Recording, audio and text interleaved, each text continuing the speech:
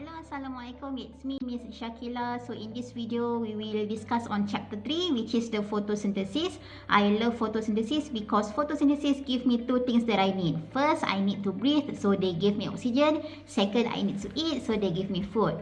Now, let's start with the autotroph first, and then we move to the structure of the chloroplast. So what is autotroph? So auto means self and troph means feed. So autotrophs sustain themselves without eating anything derived from other organisms. That means they produce their own food.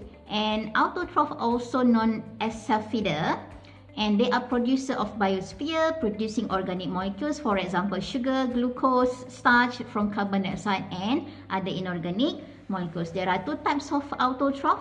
Number one is photoautotroph, second is the chemoautotroph. Almost all plants, algae and cyanobacteria are photoautotroph. Alright, so you might think that only plants undergoing photosynthesis, but there are some organisms undergoing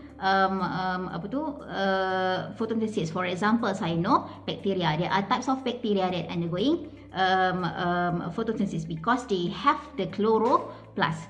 Photoautotroph use energy of sunlight to make organic molecules, to make food from carbon dioxide and water. While chemoautotroph doesn't require any energy from sunlight, but they using energy from other inorganic chemical. For example, the nitrobacter, which is the nitrifiers, use ammonia or nitrate to obtain energy and produce their own food. Now, let's have a journey into the leaf. So, where is the site of photosynthesis in plant? So, leaf are the major locations of photosynthesis. So, the green color from the leaf is from the chlorophyll. Chlorophyll is the pigment, alright, the green pigment within the chloroplast. Let's look at the leaf cross section here. We take some part of the leaf. So, what you see here is the mesophyll cell. So, mesophyll cell contain two types of cell. The upper part is the tightly packed cell. And then the lower part is the loosely packed cell. Both contain chloroplast, right? And then there are vein. Vein is the vascular tissue, which is the xylem. Xylem used to travel the water up to the vascular tissue to the plant. And then there is a gut cell. So you have 1, 2, 3 gut. Not 3. 1, 2, 3, 4, 6 gut cell that produce a structure known as stomata. So stomata is the microscopic pore which allowing carbon dioxide enter the leaf and oxygen leave the leaf. Okay, so allowing gases exchange between the leaf.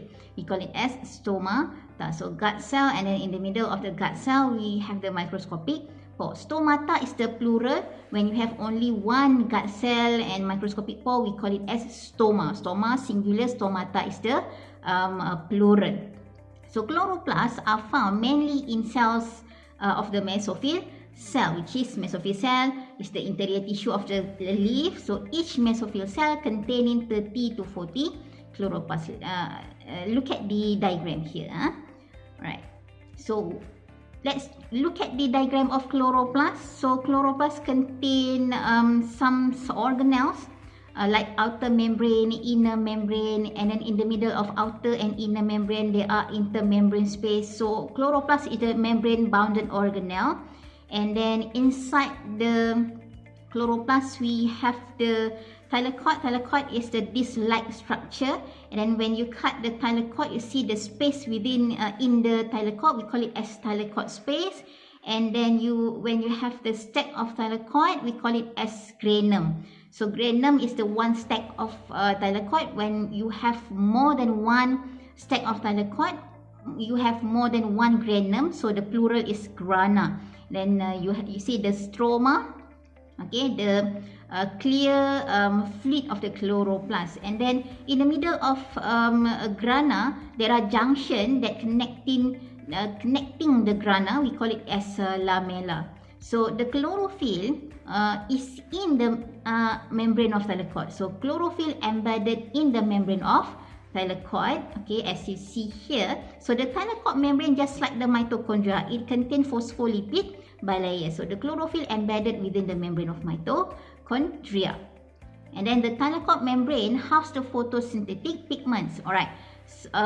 There are not only chlorophyll pigment in chloroplast, but there are a few other pigments. For example, xanthophyll, phycocyanin, chlorophyll B, and carotenoid. Okay, we will learn later.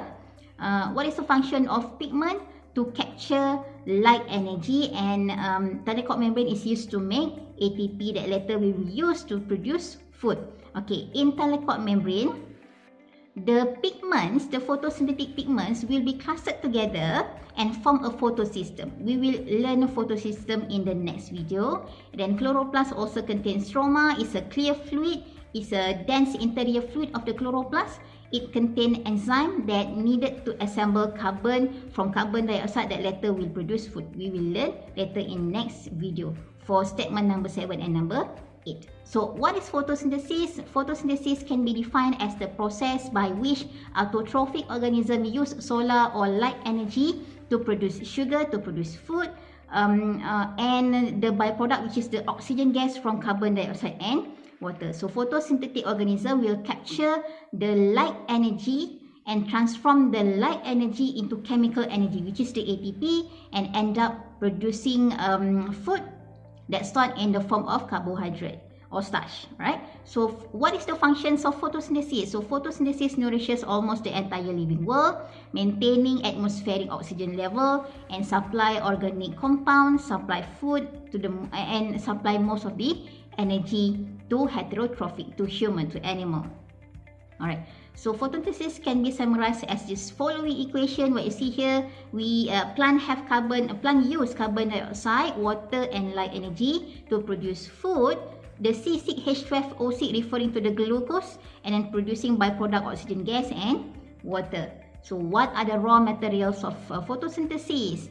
So raw materials for photosynthesis are sunlight, whereby sunlight give off the energy, carbon dioxide, and also water. So roots of plant will absorb water and move up to the vascular tissue containing xylem. So xylem conducting the water to the plant, and then carbon dioxide enters the leaf through stomata and diffuses into chloroplast in the mesophyll cell, and producing oxygen as byproduct. So oxygen also exit the leaf through stomata. While in stroma, carbon dioxide will combine with water that brings from the root to form sugar. So all this process needed energy, and the energy is supplied by the sunlight. So chlorophyll and other pigments absorb solar energy and energize electron, and causing reduction of carbon dioxide to carbohydrate. We will learn all